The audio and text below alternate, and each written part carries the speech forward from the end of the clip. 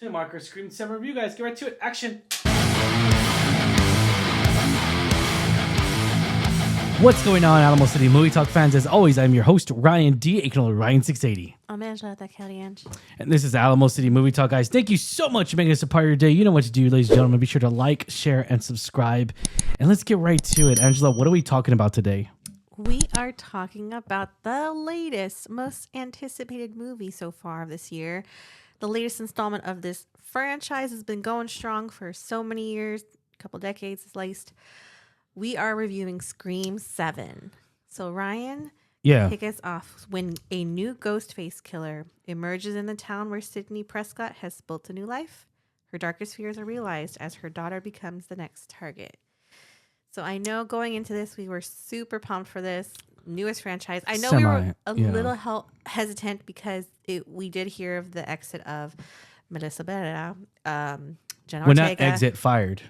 Let's get clarity here. Fired. Okay, well, I was trying to be polite about it. Fired. Exit. Same thing. She's no longer part of it. Different. The exit of the director. The exit of director. He wasn't Jenna Ortega, Melissa. I mean, what I know we were hesitant about that, and then I think as things started kind of coming out online about the rewrites, we weren't the most confident going into this. But what are your initial thoughts about this after we saw it in theaters? This movie is very disappointing. Very, very disappointing. And I want to reiterate this. Look. Before we saw this movie, there was a post by Variety, and then the Hollywood Reporter reported this as well. $500,000 of rewrites. You know, so many signs of a movie where, if a movie does this, oh, is there any press? No, there's going to be no press screening. No, I'm sorry. Caution number one. They did not want people to see this movie early on. And to everyone's popular belief here, guys, I'm going to be honest here. To everyone's popular belief, I was very excited to see Matthew Lillard. First and foremost, I was very excited. We knew he was a part of it. It got leaked, and then he denied it after. We knew he was going to be a part of it. I want to reiterate this. I was very, very pleasantly excited for that. So I want to put that into perspective here. Nothing against Neville Campbell. I was very, very excited to see her come back to the role as Sidney. You know, we've seen her play the last movie she was in, the previous movie she was in, and so she kind of helped out as being like the, how you say it, like the she was credited as executive like the master of it, or I guess or the master just like really teaching the girls and everything. So like kind of passing on the torch, if you will. And I love that. It was really cool, poetic. I thought it was really good, solid. I thought it did a really good job. And then we get, it took a turn for the worse because of the fact that they did fire Melissa Barrera because of pro-Palestine. And we're not going to go into politics here because, that's just another story. But yeah, no, whether you were on either side, I'm not gonna say it didn't matter, but in the movie world, in the way the way she was fired because of that, I'm totally gonna disagree with.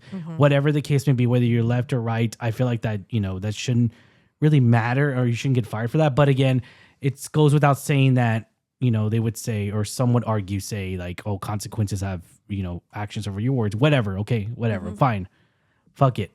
My thing is that this movie already had a lot of baggage. It had a lot of baggage, a lot of bad rep.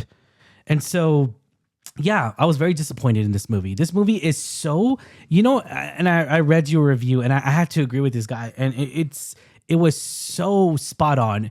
This movie feels like a TV show stretched into a full length movie.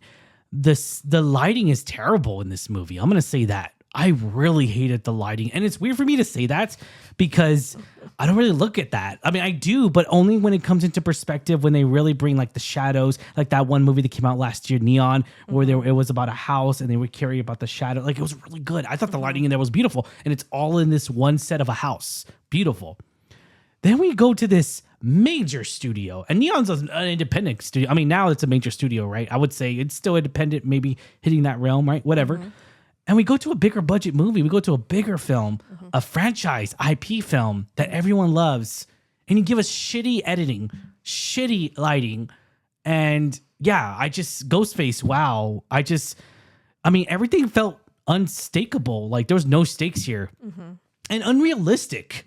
I mean, if you get stabbed 8 times, fuck, and you're still alive, come on. I mean, it could happen. Come on. Could happen. It's crazy. Could happen. And then there's blood guts everywhere. I just don't understand this. Could happen. And yes, this movie focuses a lot on nostalgia. It really, really does. Yeah. And I'm a huge passionate. Obviously, I'm wearing my Ghostface shirt. I'm a huge passionate of this franchise, by the way. I really am. I love this franchise. I've loved and I loved how it's where it's going, where it was going. And then, you know, like I said already, the baggage. For me, it was the pacing issues. The killer reveal is so how do you say? It's so boring. It's so weak. It's just like it's just crickets all day. That's all it was. And I'll leave it at that. But anyways, I'm gonna pass the torch on to Angela, so that way she could talk, because I know I've just been going on and on. But anyways, what did you think of this movie, Scream 7, Angela? I mean, I agree. It was definitely a big letdown. I think we had pretty high hopes initially, and I know as news kind of come out as we got closer, we weren't really that confident with a lot of the stuff that was we were hearing online. But I will say, even then, it didn't live up to anything that I had hoped for, unfortunately. And then this is coming from me. I'm not a big Scream person. I'm not a big slasher film kind of person. But the franchise has been going strong. There is a huge following. It's very evident with even in the audience that we were with tonight. Everyone had their Scream shirts. They had Scream blankets. They had a lot of people are huge fans of the franchise, and I feel like this might let a lot of people down, unfortunately. Like, I don't think, coming from, like you say, a big studio, it doesn't feel like that. Like, a lot of the, not just, nothing on the actors and stuff, but just the story and how it unfolded. Like you say, it's very predictable. You guessed, you leaned over. Sort of the way the movie is. That's the killer. That's the killer. Sure enough, that's who it is. And weak writing. Yeah, and I don't know. I don't know if this kind of is a signal of just poor story, or it is. Could it be more of like, is this franchise done? Like, I could see it still going on, but as we mentioned in our out of theater reaction, how much more can you take this? You can't. I mean, dude. I mean, you can, at but least with know. Melissa and Jenna, they had kind of like a fresh-ish. No, they were. It was take. A fresh retake. It really was. It was, and it worked, and it was a pretty. It kind of revived a little bit. But I will say, the studio had to take a hard backpedal whenever they had exited the film. I'm gonna continue to say exited, but I will say she got fired. It's not a complete dumpster fire as I think a lot of people are saying online. I just think it's just pretty average for me, maybe slightly below, because again, the effects, the story, it just didn't line up right. There's nothing inventive. There really isn't. There's nothing inventive. It's very unoriginal. And it just focuses on nostalgia. That's all it does. It's a nostalgia movie. I just felt like that. Honestly, at this point, I just feel like they were just making it just to make it. Like, it just, there was, for me, again, it has nothing to do with the actors. For me, it's more the director. I'm gonna be honest. It's mainly the fucking studio. That's who it is. Paramount is. They're just not a good studio. They really are not. I mean, it's kind of like they're going downhill a little bit as far as quality of filmmaking. It really has. I mean, the last one I could think of that was really, really good was Top Gun Maverick, and that was a great. But how many years ago was that? Like, it just, that's the thing. It's just besides their TV shows, and now just to give you perspective, I'm not gonna go into that rabbit hole, guys. But guess what? Yellowstone, Landman, Taylor Sheridan. He's gone. He said, "Fuck Paramount, I'm out," because they made him, and they really wanted him. They pushed him to make and I'm not gonna go into politics again, but I'm just gonna tell you real long story short. They pushed him to do more Republican shows, and he said, "Fuck that. I'm not gonna do that." And it's not. And here's the thing. Here's the funny thing, Paramount, you fucking idiots. He already does lean towards more Republican anyways, but the fact that you have to tell him to do that, he was like, "Fuck you." So now he signed a deal with Universal, $52 million. Boom, I'm gone. I'm out. So Yellowstone, Landman, I don't even know what the hell is going to happen in those shows. Tulsa King, everyone's loving Tulsa King. I don't know what's going to happen in those shows. The quality's going to go down, I can tell you that. It's not as good. Landman this past season 2 was freaking good. I loved it. I just don't know where it's going to go for him after Taylor Sheridan and no longer a part of it. But anyways, okay, that's my done with Paramount. All right. But going back to the feature films, I mean, look what they came out with SpongeBob that didn't even make that much money. Like to be fair, just, some of the recent SpongeBob movies, I love SpongeBob. Yeah. But I will say I love early SpongeBob. Yeah. The new episodes are but anyways, scary. yeah, going back to this movie, Scream 7, it's very unoriginal. Sidney Prescott, it's really cool to hear Sidney Prescott's name again. I'm not gonna lie, it really focuses on her, and she does okay. She does not bad. Again, it's just what the script she's working with. We saw Courtney Cox in here as well. Oh my gosh, Courtney! Like I hated the way they introduced. Okay, here's I figured it out even more. I hated the way they introduced new characters. I thought it was so dumb.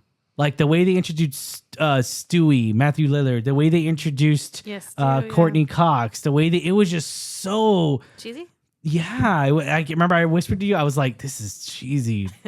Is this even?" I remember I kept asking. I kept telling Angela, "Is this even real? Like, are we even watching Scream 7? Like, I felt like this is like a parody, or I feel like we're watching a porno parody of this." And now, because that's what it felt like. Honestly, that's what it felt like. The only greatest thing watching this movie was the fact that we got to see a Scary Movie trailer, and God, I could not stop laughing my ass off with that trailer. Stay tuned, guys. If you're gonna go see Scream 7, go see it and go get there early so that way you can watch Scary Movies trailer because it's fucking good. It looks so good. I cannot wait. I'm so excited. It's everything I wanted. I know it's everything I wanted, and I'm just we almost missed it because the concessions line was really long. Yeah, but we're like skip concessions. We want to see this trailer. Scary Movie, it's gonna make that money. It really is. I hope so. It really is. But going back into this movie again, it's this movie. And that's the thing too. I never want to dog on a franchise that I really do love. I love this franchise. And yeah, the opening sequence of a few kill scenes, we get it from the trailer. It's already done. Like we already know the outcome of this because they released in the trailer. So it's like I don't know. We'll see. I guess I'm definitely stuck in the point where like should you even make another Scream movie? Yeah, that's what I'm saying. Like technically you can. Yeah. But I feel like should you? And then and to your point being it lacks the franchise traditional I would say stakes and really just it just feels like a knockoff slasher movie. It does, and I hate to say that. Well, I think like I said, when they had brought in Jenna and Melissa, it was kind of like a refreshed take on it because now that they've exited and you have to go back to Neve Campbell's character, Sidney Prescott, there's only so many connections you can kind of dig up that connect back to her. And I feel they didn't mention really, they just kept mentioning New York. No, that's what I'm saying. Like, there's only so much, like, so I think in the previous films it was like Billy's mom, and another one it was like, so many connections. Like, it was just like it was Billy's child. Oh, remember Melissa Barrera is she's the daughter of Billy. Yeah. That's what I'm saying. But there's like only so much you can do with like connections back to Sidney. But see, here's my thing is that I feel like they were going somewhere with Melissa Barrera and Billy's character, like their character. I felt like it was very, very interesting because it looked like she was going to go insane as much as he went, which I thought we could have gotten a little bit more if she was a part of it, but we'll never know. And it's not good. Not good quality filmmaking. Don't let us sway you from not seeing it. If you're a huge fan, give it a shot. You may like it more than we did. I didn't completely hate it. I just think it was average. It was really cool to see other people, and we'll leave it at that. We got to see other people in here that I thought was really good. But again, for me, I just felt uninspired. I hate to say that, but I never go in with a movie like that. And this is in the top of my head. I'm guessing fuck it. This is one of the worst Scream movies I've seen. The worst one, I would say, of the franchise. And I'm a huge fan. I love Scream 3. I think it's Scream 3. Oh my God, I'm trying to remember. Yeah, I think Scream 3 where we find the brother. I thought that was a really good one where they're filmmaking, where he's killing people on set. I thought that was so cool because it's like a movie in a movie, and then like that's the last time we see Jamie. Jamie Kennedy's on second one. Second one. Yeah. I still. Yeah, but we get. I think was it the daughter or something like that. The daughter. The sister. sister of Jimmy Kennedy's character okay. that shows up and shows him the clip, and he's still like, Oh yeah, yeah. And then we have the relation, the two that showed up in this one, that was in the last one. Yeah. That was really cool. I like that they were okay. And so another thing that I really hated with this movie, there's so much fucking comedy, dude. Like it's just, bruh, why? It just, and you could tell the fans, like the moviegoers, like some of them were laughing, but they weren't laughing at all the jokes. There were so many people who were like, I think the biggest problem also is that I know Scream movies have typically tried to like make you paranoid, along with Sidney, of you can't trust anyone. Yeah. You don't really know who the killer is, and you're trying to solve it. But I felt like this movie tried that a little bit too much. It just didn't work out. Because it didn't. I feel like at certain points it was like, oh, it's so obvious, it's so and so, but then you're like, it can't be. Yeah. Again, I think it just was not a home run for me. Yeah. Very average. I'm so sorry. But judge it for yourself. Go in theaters, see what you like. If you're a big fan of it, I would still recommend seeing it just because it is the latest installment. But I think it should be. You've been warned. Yeah. Right now it's at 40%. I honestly think it should be lower. I'm just gonna say that. I think it should be. But anyways, that's my take on here, guys. Rating 1 out of 10. 10 being the highest. I'm gonna give this rating. I'm gonna do a 4 out of 10. I will agree with you on the 4. Damn. I didn't hate it, but this was a subpar average movie. Oh, and another thing. Yes, they were just absurdly cussing way too much, and they were making the cuss. It just didn't feel like, again, they were trying to, I don't want to even say do anything different. They were just trying to trend with everything else is going on, and like saying fuck and saying, it was like a comedy though, and I didn't like that. Versus using those words whenever the word choice when a risk was about to happen, or like someone's about to die, and so like that makes more sense. A lot of punchlines, but yeah, a lot of punchlines where she's like, I get him. I got him. Oh my god, something like that. Yeah, and then the fact that you got to shoot him in the head. How many times do we hear Sidney say that? Whoever the hell the writer is, like, God, dude, shoot him in the head. We heard it like 10 times. We're like, okay, Sidney, you didn't teach your daughter like this whole like it's like, no, dude, she was. It's like, oh my god, yeah. Anyways, take that with a grain of salt, guys. All right, we're taking off. We're out of here. All right, as always, I'm your host, Ryan D. Akinol, Ryan 680. I'm Angela Dakarian. And this is Alamo City Movie Talk, guys. If you stuck this around, be sure to check us out on our other on our podcasts. And thank you so much for making us a part of your day. Have a good one, guys. Catch you later. Peace.